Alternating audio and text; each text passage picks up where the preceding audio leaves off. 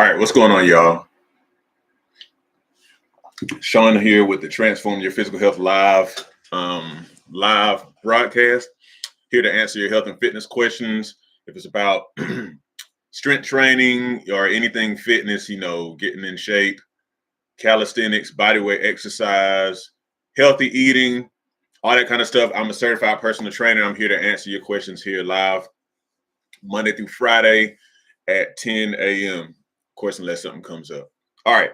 So, I wanted to talk about a little bit about something that's been in the news a lot lately. We've had, as everybody knows, some had a recent election and whatnot. And I'm gonna go ahead and tell y'all, I am not, getting into all like the politics of it all. That's not my jam. I don't really care for all that stuff. Um, But that said, there's been a lot of health related stuff in the news as it pertains to, our government changes and whatnot.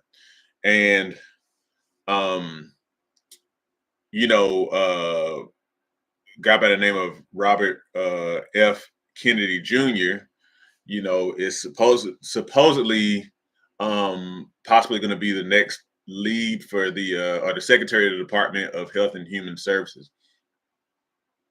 And he's kind of known for a whole lot of controversial views and whatnot. And again, I'm not going into all that kind of stuff, all the politics and all that. I don't care to get into all that. But one of the things that has come into the forefront a lot in the news because of all this stuff and him and his views is food additives. Now, this obviously hasn't been on the news for an ultra long period of. I mean, this. Sorry, I'm thinking faster than I'm talking. Food additives have been a big issue for quite a while, but a lot of our government politics discussion has really brought it into the forefront. And it's very interesting, like even kind of considering this. Before I kind of get into the details of what I wanted to talk about regarding food additives, I wanted to say that this channel is primarily a channel about, exercise, eating right, and just kind of doing the various things that you can do in your power to take care of your health, avoid preventable disease, and all that kind of stuff. But one thing I'll always say is that one of the flaws in the way that we view health and fitness in our society is that we emphasize the exercise and eating right part so much. They're very important. They are.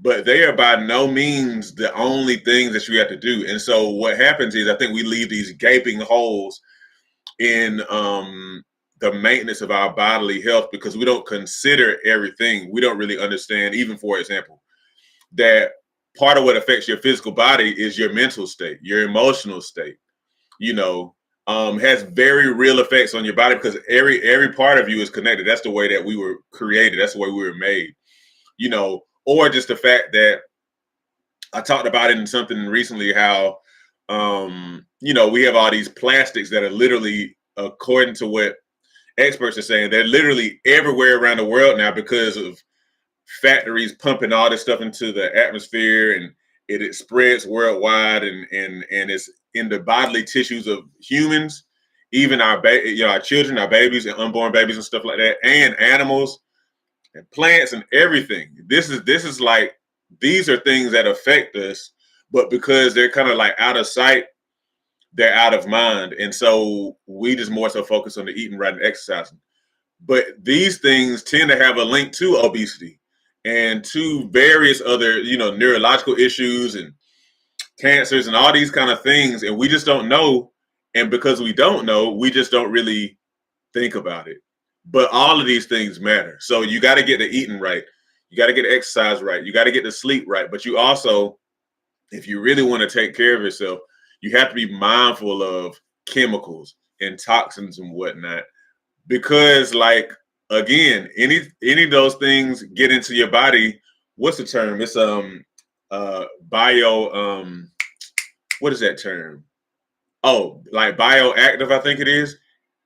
These things come into your body and they are bioactive, I think the term is, which means that they actually have an effect on the way that your body runs. So, and most of the time, it's not going to necessarily be something that's good. Now, let's get into what I want to talk about. So, the stuff with RFK kind of brings up the Food and Drug Administration and their process called it's a process they have for vetting food additives. Um, it's called the GRAS process, generally recognized as safe, GRAS. And I'll put links in the description to what I'm talking about, where I got this information from. But this is a process that the FDA, which kind of keeps our food system safe and whatnot, it's a process that they go through to kind of like whenever these new additives, food additives come into into the food system, before they do, it's kind of like a gate, and they kind of determine whether or not these things are allowable or acceptable for human consumption or to be allowed into the food system. Um, and so one thing I saw in one of these articles I got was that apparently, at least at the time of this article, 10,000 food additives have been approved in the United States versus 411 food additives approved by the European Union. Now, obviously, the European Union is newer than the United States, and I don't know if that has any effect. I'm assuming it doesn't necessarily, but the point that I'm making more so is that 10,000 food additives approved in our country versus just over 400 in the European Union. Hey, what's going on, man? What's up, man? So like that's amazing. And you've probably heard the news here recently that kind of talks about this whole thing, like where there's all these, additives and food colorings and all these different kind of things that many other countries ban. Yeah, 10,000, man. 10,000. 10,000 versus 411. And so it just makes you think, like when we look on the back of our food labels and then you kind of see all those weird hydropetra dioxide triphosphates, in the on the labels and whatnot, it's kind of like these were supposedly approved somehow, but there's chances that you'll take that same food product, like for example, you get the Fruit Loops here in America, and you go and compare them to the Fruit Loops in, somewhere in the European Union, France or wherever, Germany, and it'll be a lot less, or it'll be different food ingredients. It'll be more natural stuff over there. Now, Fruit Loops are Fruit Loops, but at the same time, there'll be a case for saying that their Fruit Loops are healthier than our Fruit Loops because ours have all this other stuff in them. And keep in mind, these are things that are to make them look a certain way, for them to have a certain kind of mouthfeel, to have a certain kind of taste that keep us coming back. So the goal is a lot of times to kind of make these things appealing and, quite honestly, addictive. So, but check this out. Another thing I read, and this is kind of a quote from this article. Again, I'll link to these so you can look at them yourself. This says in 1997, the FDA loosened the protocol to save resources, and created the quote voluntary notification system. It allowed companies themselves to declare substances GRAS, generally recognized as safe, without requiring them to tell the agency of the determination.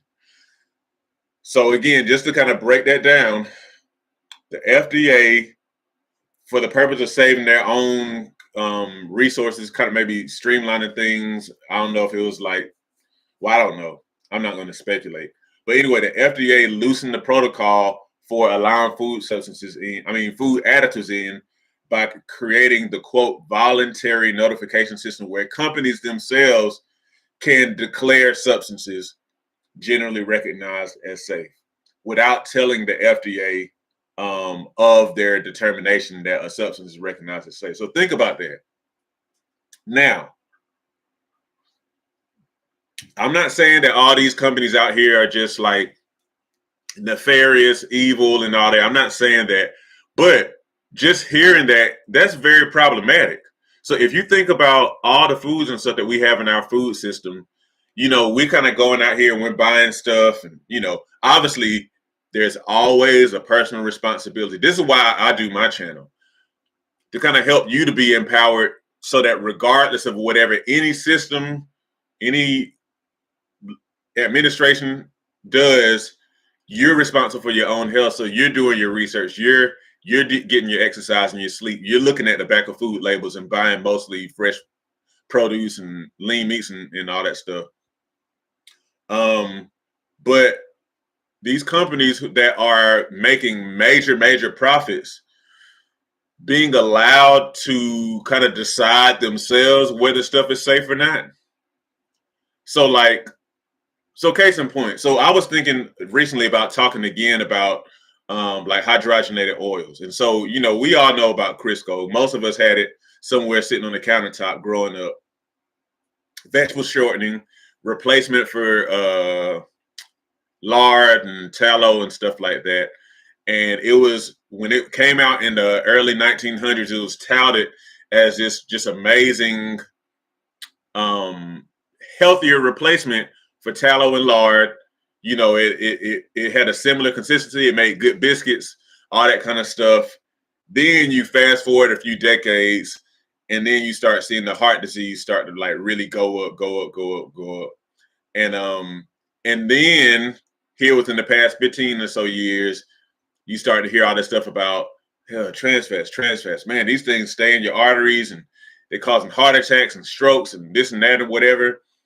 Come to find out, it comes from all that stuff, all the hydrogenated, like the vegetable shortenings and things like that. But my point is, vegetable shortening kind of started out as, I had this research that I looked it up before. That stuff started out as, it was like seed oil that was being used for like machinery, factories, maybe even like stuff having to do with the war, weaponry related stuff or whatever. And then it was repurposed into something that was like supposedly safe for human consumption. Fast forward down the road, now we realize not only was it not safe, it was very unsafe, very unsafe. So I say all that to say, to not have like some level of regulation, so to speak, of the companies, allowing them to just kind of put stuff out there, chemicals, just to determine themselves whether or not they're safe. The issue with that obviously is that you can just say that just to kind of skip the process so you can get your product out there to sell. Okay, maybe some companies won't do that, but some companies will, because everybody is not honest, and so yeah, that's obviously a problem. And the thing is, the people who are going to have the burden of consequence for that are going to be those of us who are going out there and eating stuff, and not knowing what in the world the stuff is. Another thing I saw in this article was that it says the Environmental Working Group found that 99% of the 766 food chemicals introduced between the year 2000 and the year 2021, 99% avoided FDA scrutiny using the generally recognized as safe designation. But the number is likely even higher because it does not include the unreported declarations. So they're talking about 99% of the reported declarations of these 766 food chemicals or whatever. But there's other ones that haven't been publicly declared. They haven't been reported. So the thing is, like I said, regardless of, I have no interest in getting into the right. Exactly. They are worse for you than the regular fats. And that's one of the reasons why, and I still think that it's a good idea to like regulate how much, like, for example, saturated fat you consume. But that said, there are some health benefits to that stuff too. So like you just have to like, use it in true moderation. But definitely, instead of getting like a highly refined, hydrogenated, toxic oil, you're better off getting, the tallow, or things like that. So for sure, I definitely agree with you on that, Lester. But yeah, so here's the thing. The thing is that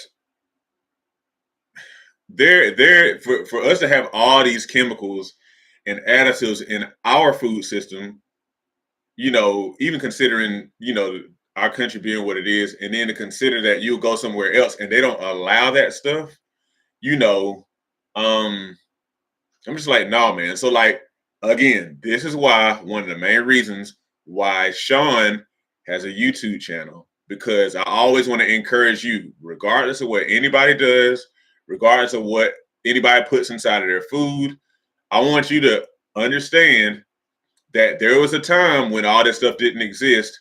Even like 100 years ago, all these food additives didn't necessarily exist.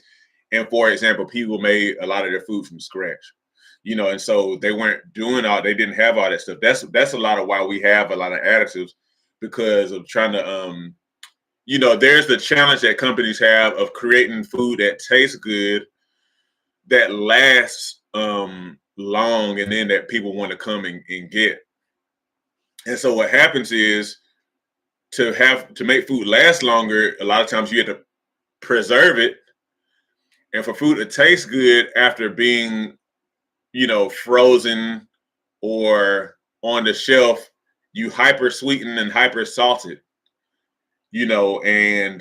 and then also to make your product taste better than somebody else. It's like, okay, well, what kind of things can we do to enhance the texture, the mouthfeel of this? So then you're adding thickeners and emulsifiers and all these kind of things for those things too. And so it's like all kind of chemicals. And so, a lot of what we end up eating, apparently, especially here in our country, end up being like chemistry, like experiments. It's not cool. It's not cool, man. It's not cool. So anyhow, my whole thing is like empowerment. Be determined to do your own research, because at the end of the day, you're the one who's responsible for your own health. You're the one who's responsible for what you put in your mouth, responsible for whether or not you get enough activity during the day, which should be very much, like I've said recently, your goal should be moving every 30 minutes to an hour. Every 30 minutes to an hour. I'm still working on that. I probably move first part of the day. Sometimes I kind of get trapped in the busy work, but I'm moving away from that. But like, you should be moving constantly. But you're responsible for getting enough sleep. You're responsible for getting enough water. You're responsible for the management of your emotional state, like and your mental state. Because the thing is, based on all of this stuff, like, the way that our systems tend to work and whatnot, if you just kind of like, go with the flow and just kind of go along with the way that society tends to run and whatnot, with our foods and our life practices and whatnot, then you're guaranteed to become a statistic. I've read many stories of people who, maybe where immigrants from another country came over here, to make a life for themselves and whatnot. And, perhaps on the, from the standpoint of like getting work and all that stuff, they were able to do that. But they experienced very significant decreases in their health because they adopted the lifestyle here, which is toxic.